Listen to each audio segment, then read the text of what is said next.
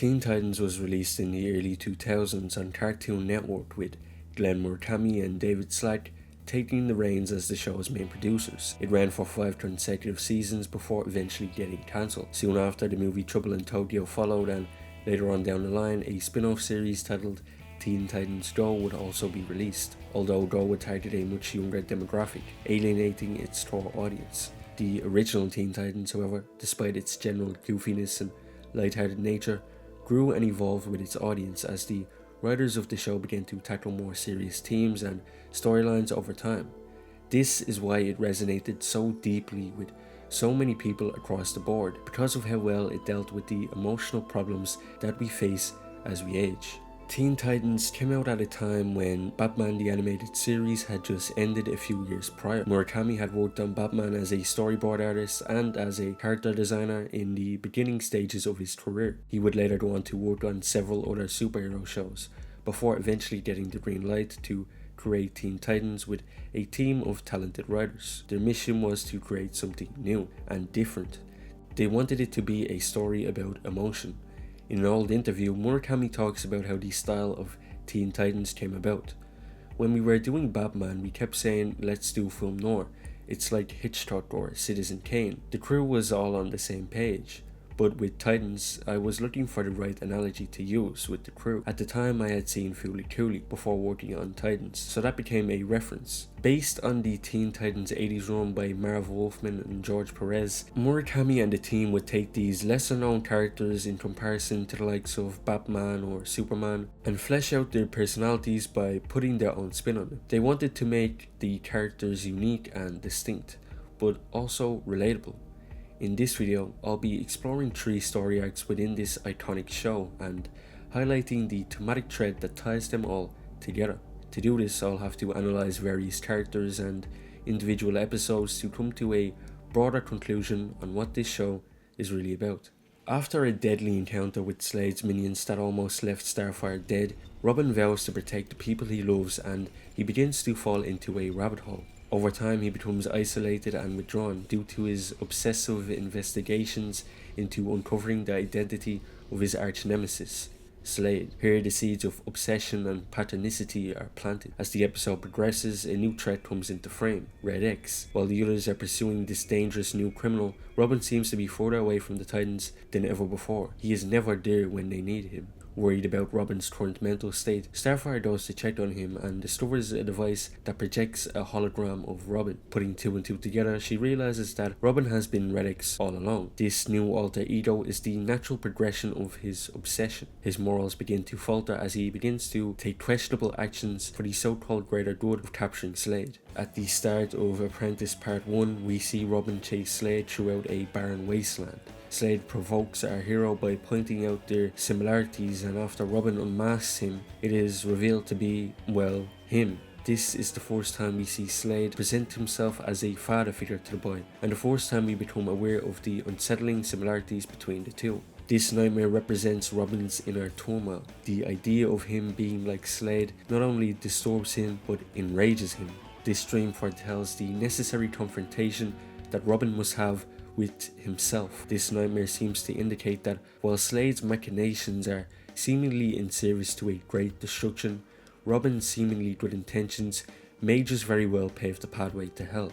So essentially, Slade is the shadow that Robin casts and must now consciously confront. Throughout the episode, Robin rationalizes his behavior by suppressing his shadow and projects in order to avoid facing his own inner demons. After receiving a terrorist threat, the Titans go under into the city's sewer system to shut down a bomb Slade has planted. The Titans are now in a race against time. Robin, however, seems more excited at the prospect of meeting the man behind the mask. After defeating Cinderblock, Robin finally arrives to confront his shadow counterpart. Slade reveals that all of the cryptic clues he's left behind were a series of tests that Robin has now passed. Now, by being in Slade's presence, he is worthy of being his apprentice and must now follow in his new father's footsteps. This idea of a father and son dynamic between the two is interesting because of their underlying conflicting desires. While Slade's motivations on the surface level appear to be things like knowledge and power, on a deeper level it's clear that he craves a child to control. Robin, however, already left his real father, Batman, in the pursuit of freedom and individuality, and is now at risk of becoming a mere accessory again, a sidekick. To ensure that Robin will submit to his demands, Slade infects the other Titans and can harm them with a press of a button. Robin has now become a cog in the machine, and Slade is now the father who controls, twists, bends, and breaks his son down into the will of his vision. Slade is now literally and metaphorically inside Robin's head. As the plot progresses, we come closer to the climax of the Apprentice arc. During this inevitable showdown, Slade's exceptional agility allows him to appear and disappear as he pleases, as if he were never there. This ghostly quality that he exhibits will reoccur throughout the entire show. At the end of the episode, Robin makes a sacrifice, and in his sacrifice, Robin knows and bets on the fact that Slade doesn't want to lose his apprentice, forcing him to destroy the device. Thus, by doing so, freeing the Titans once and for all. In this instance, his mask has now been cracked, and we have never seen him take such a blow before. He is brought down from his throne and forced to make an escape. However, overall, Slade is always out of sight, devising plans on his throne. He is always one step ahead. He is forever out of reach, cold, methodical, and unstoppable, while Robin is always lagging behind, forced to play catch-up in this cat and mouse game. So Robin's victories are always overshadowed by this overarching sense of defeat that arises out of his failure to capture Slade, which plays into one of his biggest insecurities: inadequacy, feeling like he's not enough and will never be enough as a hero. While the two are both focused, serious, and determined, Robin brings up a vital distinction between them, and that is, well, he has a support system, a group of friends that surround him. Slade has nothing but mindless robots that he controls as he sits alone on his hollow throne. So Slade is who Robin could have become under a different set of circumstances. Slade only understands relationships through this lens of control between superior and inferior. This brings us to what I consider to be the conclusion of Robin's character arc. We start off this time with Robin up late in the night, staring at several places on a screen. Things are quiet, too quiet, and it's this silence that frightens him. As he gazes at the various places, it seems as if he's trying to find a connection where there is none. The seeds of obsession and pathonicity that were planted so long ago are now coming to fruition. He stares at Slade's mask with a look of terror. The possibility that Slade somehow is still alive, even though Terra took him out in the Aftershock arc, continues to hang over Robin's head, leaving him in a constant state of anxiety and unease. Slowly he begins to spiral into psychosis, his greatest fear, his darkest shadow. Just as always, Slade is out of reach and flashes in and out of sight. His fixed false belief is that Slade somehow survived and is currently conspiring against him to construct a master plan of doom. As he begins to become aggressive with the people around him, it's clear to see that he's sliding into mental instability. Starfire watches helplessly as Robin begins to lose his mind. No longer can he discern what is or isn't real.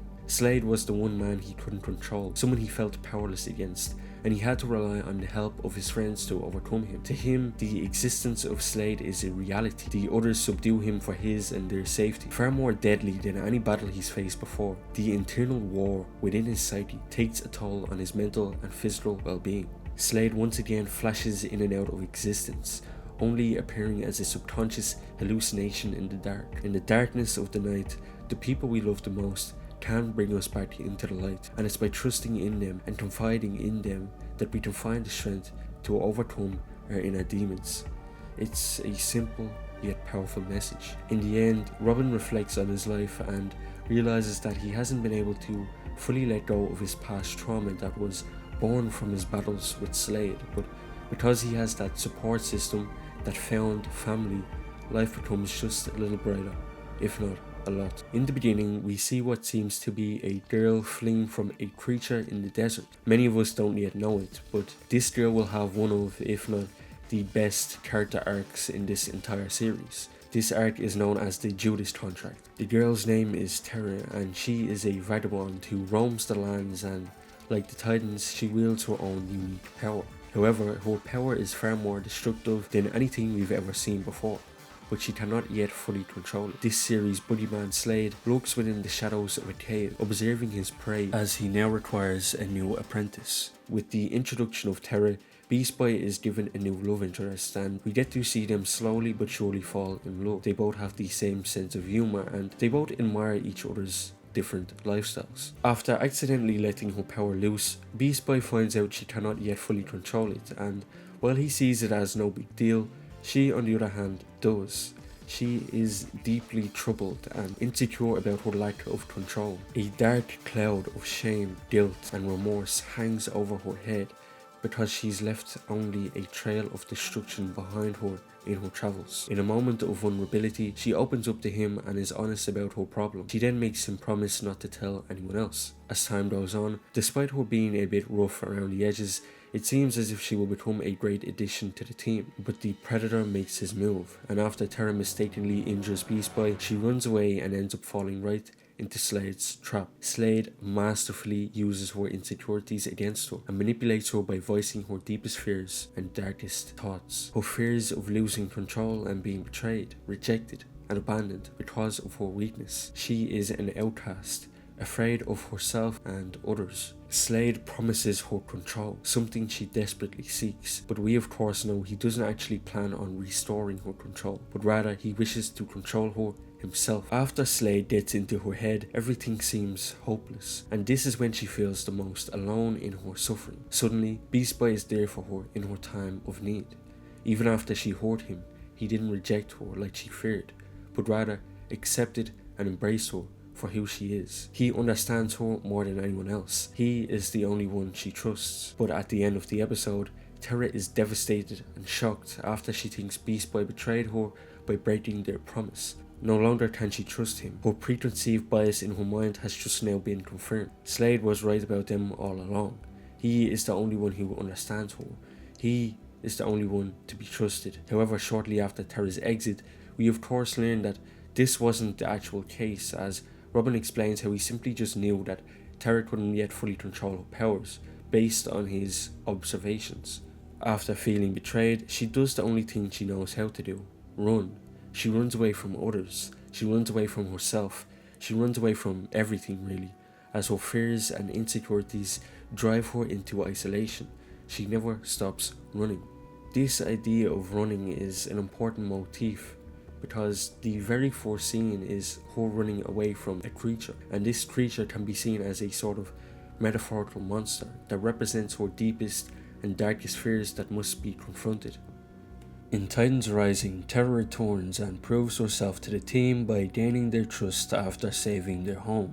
Over time, during the betrayal episode, the guilt of being a double agent weighs Terra down. While she and Beast Boy bond and become closer than ever before, the Titans now have to deal with the consequences of her betrayal. As the two talk in a bar, she sees Slade in the mirror and is reminded of her inner guilt. She starts to have second thoughts about her deal with the devil and wishes to run away with Beast Boy. However, Slade has very different plans for her. After fighting with Slade, they enter into the House of Mirrors. Reflections of herself surround her. No longer can she run from herself. No longer can she run from the truth of what she has done. Slade manipulates Beast Boy just as he did so with Terra, but this time he convinces him that the Terra he knew was a lie. She was merely a reflection. It was all a lie, from top to bottom, a profound betrayal. Now Slade is once again all she has. The gears of fate begin to turn in the Aftershock arc as Slade's master plan is carried out by his puppet Terra. Slade is the devil on her shoulder and the demon in her head, who confirms all of her negative self-beliefs and tells her that the only way out is through him. He is her only path to salvation. He mentally controls her through manipulation and, later on down the line, physically controls her with a suit that gives him access to her nervous system. Terra seeks acceptance and wants to feel like she belongs, like she is worthy, and Slade gives her these things. He gives her the illusion of control and a false sense of security.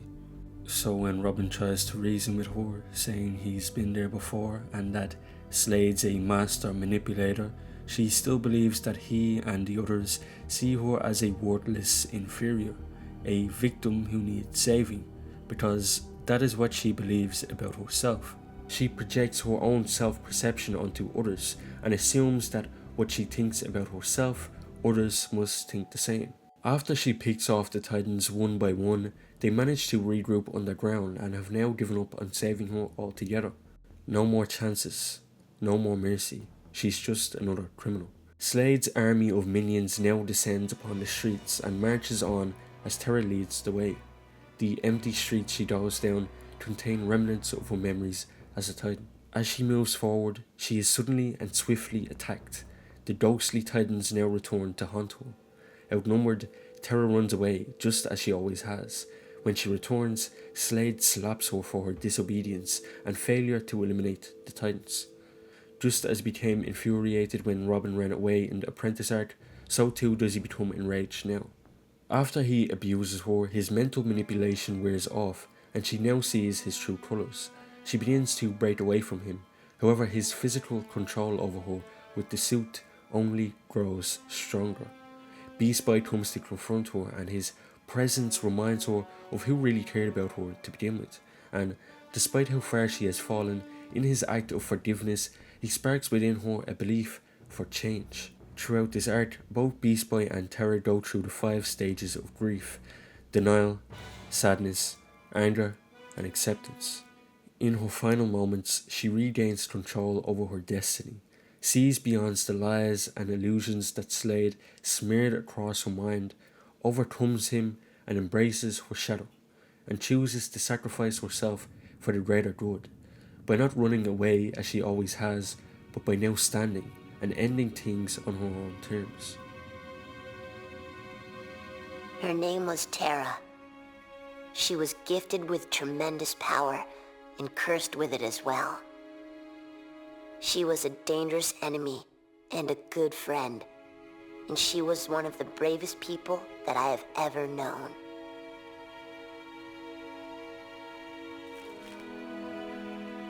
I shall miss you, friend. We'll be searching for a way to reverse the effect. We'll bring her back. Someday. I'll never forget you, Terra.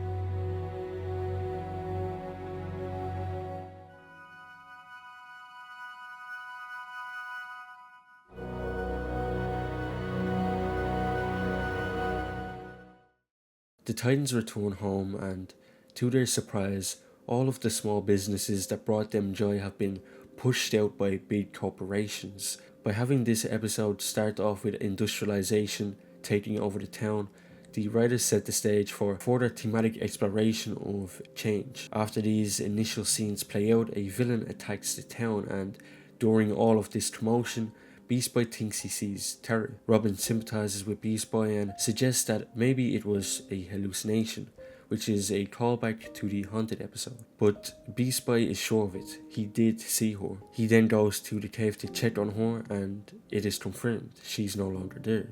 Throughout this episode, Beast Boy takes a trip down memory lane.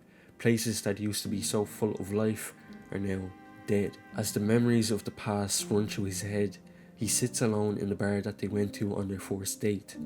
These places and the memories they hold were once so beautiful and perfect, but they now bring with them a sort of melancholic sadness.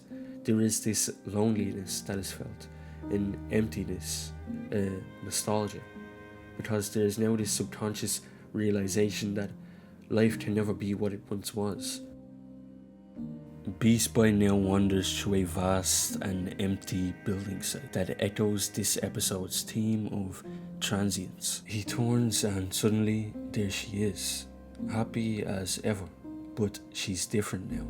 She doesn't remember anything, not even Beast Boy. He tries getting her to remember the past they shared together, and you can hear the pain and desperation in his voice as he tries to reach out and reconnect with someone who is truly special to him.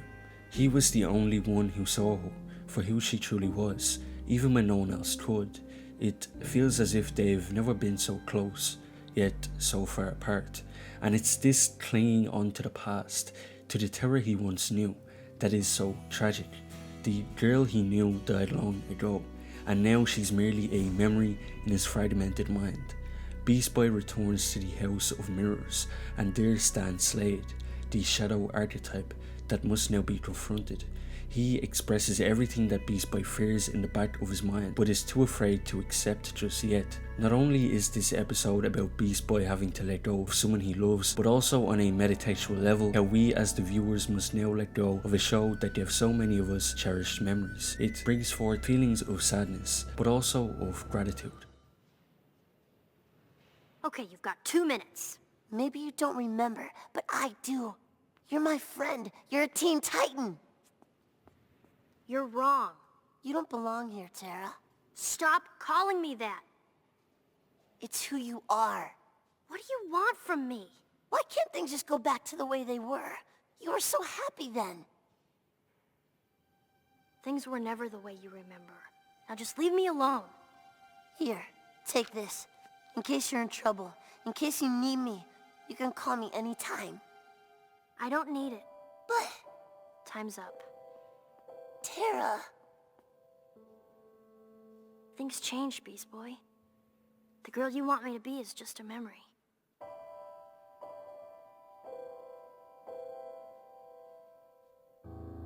Come in, Beast Boy! We need your help! Come with me. You go. You're the Teen Titan. That's who you are. That's not me. I'm not a hero. I'm not out to save the world. I'm just a girl with a geometry test next period and I haven't studied.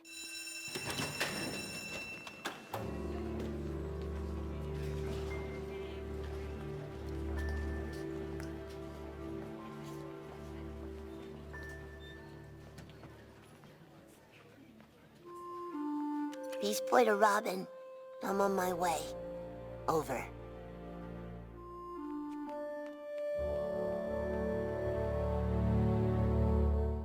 This was the last episode of Teen Titans, and to many it served as a poignant and bittersweet end to a beloved show. At the start of Nevermore, we see Raven lose control after the villain Dr. Light enrages her. We then see something demonic reveal itself. Darkness lurks beneath the surface of her mind, and we don't yet know what it is. Raven is the Teen Titans' most complicated and enigmatic figure, especially early on, and it's this mysterious aura that surrounds her that leads Beast Boy into her room to find out more about her. He and Cyborg then get sucked into another dimension, or rather they fall into Raven's mind. We then explore Raven's inner psyche as the boys traverse through her subconscious mind. We get to see different aspects of her personality, but more importantly, we get to see her father, Tridon, a demon from another dimension. As the plot of this episode unfolds, it becomes clear that Raven has a father complex, and in this episode, she overcomes him by accepting that he is a part of her, and instead of suppressing him, integrates him back into conscious awareness. Moving on to the next episode, we once again see the Titans facing off against Dr. Light, but this time he quickly hands himself over, fearing Raven will rip him limb from limb. The team then returns to the tower after dropping Dr. Light into jail, and Raven, who went home early, has already retreated into her room.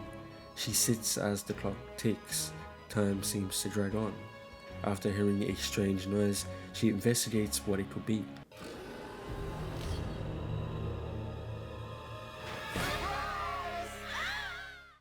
She retreats to her room once more and tries meditating, but is interrupted by her father.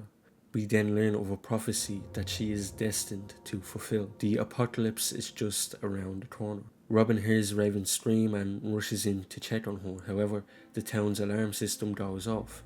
The villain needs stopping. But this isn't any old villain.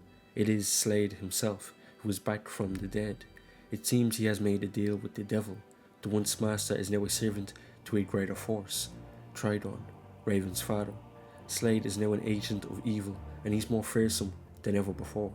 No longer is he cold and calculated, controlling things from behind the scenes, but rather he is an active, fiery participant in this grand prophecy. After Raven stops time, she unfreezes Robin to explain what's going on, and Slade chases them to deliver the message to Raven. She's tried to suppress and run away from this cursed fate for her entire life. In suppressing her shadow and prophetic future, it seems she has only been delaying the inevitable.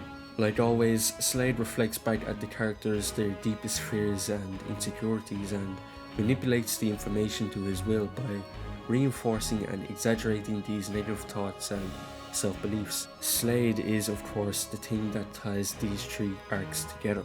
He represents the Shadow archetype, and he is essentially the shadow every Titan casts. Each of these three characters confronts him at various points throughout the series, and by confronting him, they in the process confront their shadows and grow. Through uncovering her traumatic past, we begin to learn about why she is the way she is, because of her darkness, her destiny, and her nature. Because of the prophecy, their smiles now hold with them a certain sadness. While Raven already knows what is going on and what will come to pass, the Titans are still mostly kept in the dark about Slade and the Mark of Stat, so the team continues to investigate to see what new game Slade is now playing. Slade taunts and haunts Raven in her mind and implies how she should fear herself more than anything. She is not just a person, but also a portal, and Tridon's eternal reign is about to come to fruition as soon as she is delivered to him. She tries to deny the prophecy, to suppress it, but it seems as if she cannot change it. The others seem to be making headway in their investigation thanks to Slade. However, Raven fears that they will uncover the truth and abandon her because of it. She runs away, not wanting to accept the dark destiny that awaits her. The Titans leap down a spiraling staircase and run through ancient tombs, and eventually end up arriving at a huge hand. After going back to her homeland, Azeroth, she seeks the aid of her mother.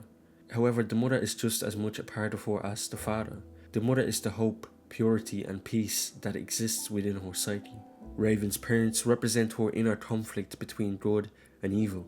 Raven returns to the team and delivers a message of her own. She then informs the Titans of what is to come. As the end draws closer, Raven tries to be nice to her friends and connect with the Titans by doing everything with them they might not ever get the chance to do again, even the things she dislikes doing. The eclipse occurs and things become bleak as the inevitable apocalypse approaches. The Titans bring her back to the tower and go into a room that has been specifically designed to protect her.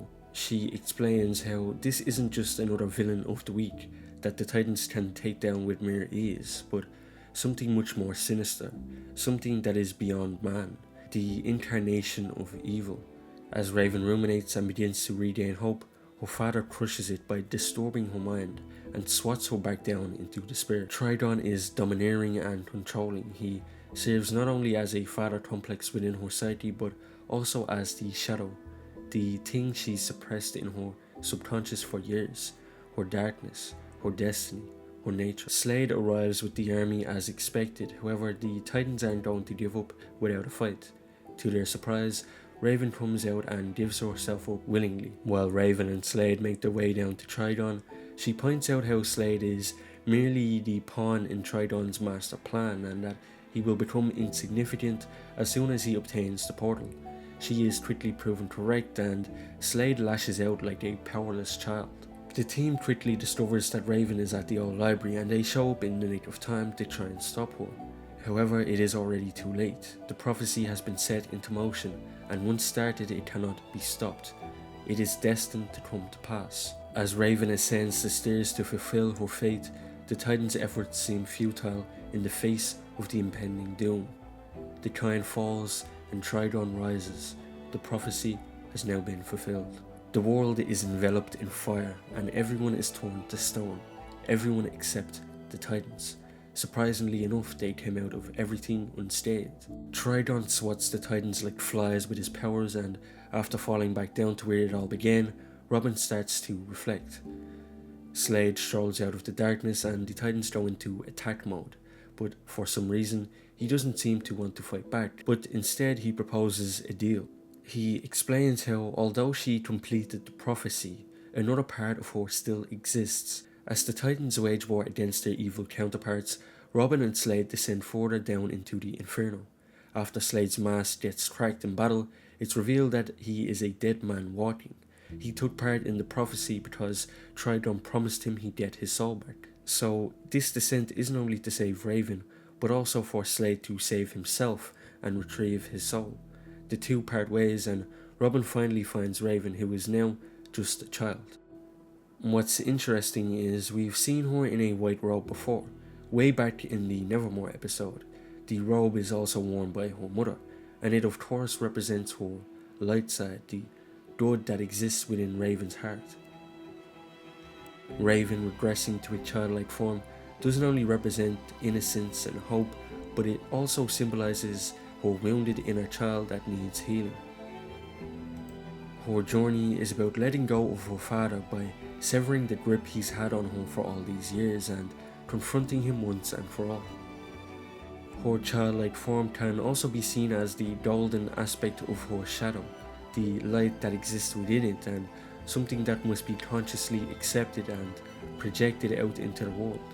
Her childhood trauma has caused her a myriad of problems throughout the series, from outbursts to self-esteem issues and even anxiety and isolation.